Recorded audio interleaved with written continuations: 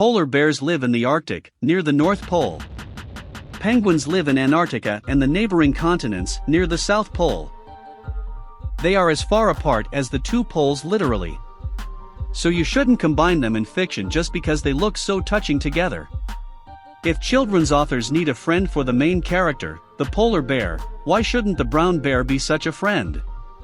Scientists have little doubt that polar bears are relatively recently descended from brown bears, although there is much debate about exactly when this happened. According to one study, the two species split off from each other about 5 million years ago.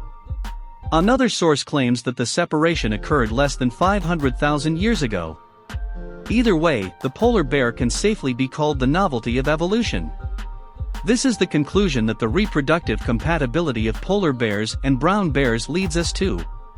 When zoos have managed to negotiate a cross between a polar bear and a grizzly bear, a subspecies of brown bear found in western Canada and Alaska, an interspecies hybrid called a growlar or polar grizzly has resulted. These hybrid offspring have often proved prolific themselves. Over the past 10 years there have been several cases of hybrids in the wild as well. For example, in 2006 an American hunter shot a polar bear in the Canadian Arctic, which turned out to be a polar grizzly.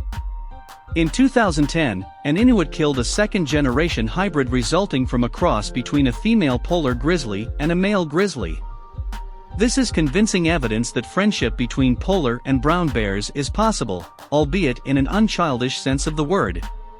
Of course, there are differences, primarily the color of the coat. In addition, the fur of the brown bear has a solid structure, while the polar bear's hair is hollow on the inside. Scientists have suggested that this unusual structure is designed to prevent pigment-producing cells from moving into the hair shaft. There is a beautiful theory: each strand of hollow polar bear hair works like a fiber optic cable, through which warming ultraviolet light directly reaches the bear's pigmented skin. In the 1990s, however, physicist Daniel Kuhn conducted an experiment that showed otherwise.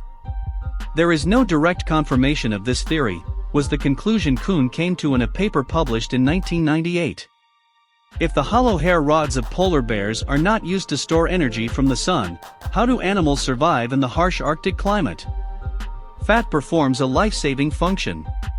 Lard is such an important part of polar bears' diets that the substantial fat reserves of the bears themselves are not surprising, sometimes more than half the animal's body weight. In 2014, Ellen Lorenzen of the University of California, Berkeley, and her colleagues searched for genetic differences between brown and polar bears. Among the most impressive was metabolism as it relates to fat assimilation. Polar bear blood cholesterol levels are literally off the charts. For the polar bear, deep obesity is a healthy condition, Lorenzen writes. How polar bears live their entire lives with elevated cholesterol levels is a big mystery, the study authors suggest. Perhaps it's all about the fine genetic tuning of the polar bear's cardiovascular system. And how do polar bears find their brown buddies? Probably by using their noses. In 2014, a study was published showing that the sweat glands on polar bears' paws leave odorous imprints on the surface of sea ice. Other bears also smell this persistent odor.